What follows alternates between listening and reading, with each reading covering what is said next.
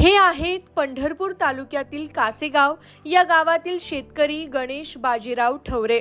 त्यांनी त्यांच्या शेतामध्ये 600 डाळिंबीच्या रोपांची लागवड केली आहे। गेल्या वर्षी मोठ्या अपेक्षेने त्यांनी बागेला खर्च केला, मात्र डाळिंबीची सर्व काळजी घेऊनही उत्पन्न मिळालं नाही।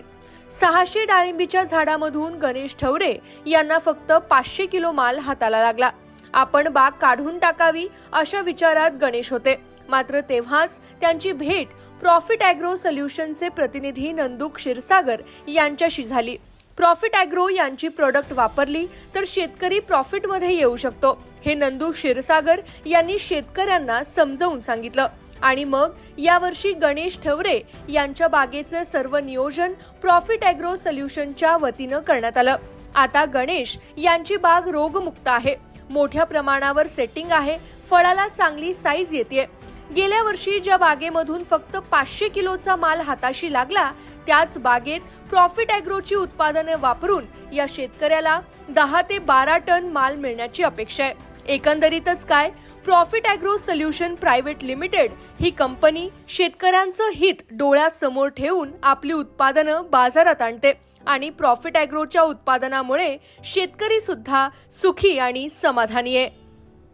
नमस्कार, मी प्रॉफिट ॲग्रो सोल्युशनचा प्रतिनिधी आहे। सर, आपलं नाव काय? गणेश बाजीराव ठवरे। Mobile number? 9096999414। तुम्ही डाळिंबी शेती किती वर्ष झालं करता? आपण गेले 3-4 वर्ष झाले करतो। तुम्हाला गेल्या वर्षी उत्पन्नात आणि ह्या उत्पन्नात काय बदल वाटतो? या वर्षीचं उत्पन्न चांगलं आहे। गेल्या वर्षी किती निघालं तुम्हाला? गेल्या वर्षी 500 किलो निघालो। ह्या वर्षी अंदाजे किती निघाल तुम्हाला वाटते? यंदा धरला 10-12 टन। तुम्हाला प्रॉफिट ॲग्रो सोल्युशनचे खते तुम्ही वापरले आहेत का? होय, तुम्ही समाधानी आहेत का? समाधानी। तुम्ही ह्यासाठी काय काय वापरले आहेत?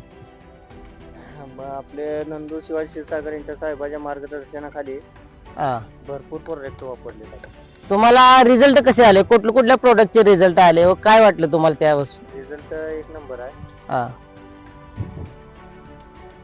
तुम्ही काय काय वापरलं ह्याला? 55-18, 43-42, 48-47, 10-54-10। तुम्ही इतर शेतकऱ्यांना काय सांगू इच्छिता? तुमच्या प्रोडक्ट वापरले आहेत तुम्ही शेतीला व तुम्हाला रिझल्ट बसलेत, याबद्दल इतर शेतकऱ्यांना तुम्ही काय सांगू इच्छिता? समजानी इच्छुक वापरावे, साहेबांचं मार्गदर्शन घ्यावे। ठीक आहे, धन्यवाद।